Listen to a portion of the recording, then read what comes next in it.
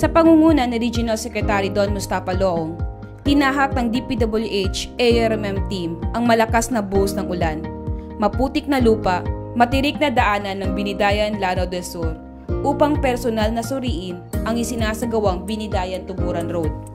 Nandito po tayo ngayon sa Binidayan at ganito yung kondisyon ng mga daan nila rito.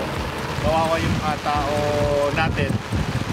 Kaya may program tayo sa DPWH 2015, 420 kilometers para ma-pave ito at para umayos naman yung access ng ating mga kababayan dito. Ang Binidayan Tuburan Road ay kasulukuyang nasa 70% katuparan.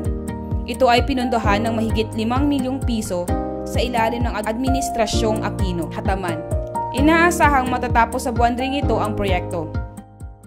Ito yung ating Binidayan Tuburan Road, 420 meters ang length niya, tapos yung kanyang width is 5 meters, and then yung thickness niya is 8 inches.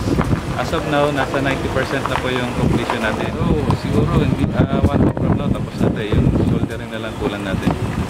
Ang Binidayan Tuburan Road ang magsisilbing daanan at magdurugtong sa mga panlipunang serbisyo ng mga kalapit barangay tulad ng ospital.